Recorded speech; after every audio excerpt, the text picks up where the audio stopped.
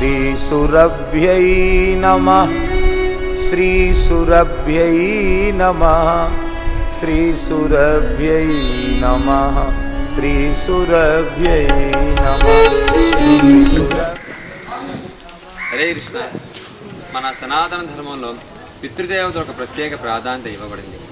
పితృదేవతలను పూజించడం వలన సంతానం, వంశాభివృద్ధి, సుఖశాంతులు కలుగుతాయి. అటువంటి పితృదేవతను పూజించే మహదవకాశం ఈ నెల 7వ తారీఖు నుండి 21వ తారీఖు వరకు, అదే భాద్రపద బహుళ పాడ్యం నుండి అమావాస్య వరకు జరిగే మహాలయ పితృపక్ష అమావాస్య వరకు. ఈ పితృపక్ష సమయంలో ఎవరి తల్లిదండ్రులు చనిపోయిన తిథి, వారం, తారీఖు గుర్తు లేకపోయిన మరియు శ్రాద్ధకర్మ ఆచారం లేనటువంటి వాళ్ళు కూడా వారి తల్లిదండ్రుల పేరు మీద శ్రాద్ధకర్మ చేయటం వలన వారు పితృదేవతలు ఉన్నత లోకాల్లో చేరుకునే మహాదవకాశం. అటువంటి ఈ పితృపక్ష సమయంలో ముఖ్యంగా చెప్పబడినది గోసేవ, అన్నదానము, సాలగ్రామార్చన తదితరమైనవి. గోమాతలో 33 కోట్ల మంది దేవతలు వశీభూతమై ఉన్నాయి. అటువంటి గోమాతను పూజించడం వలన మన పితృదేవతలు ఉన్నత లోకాలను చేరుకుంటారు.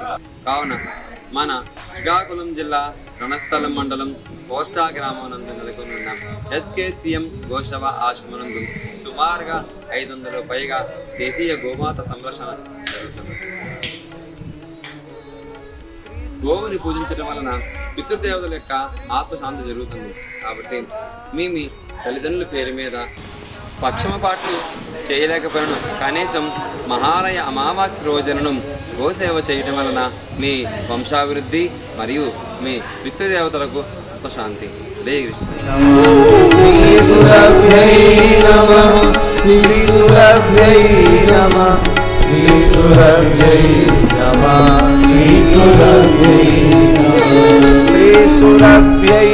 नमः श्रीसुरभ्यै नमः श्रीसुरभ्यै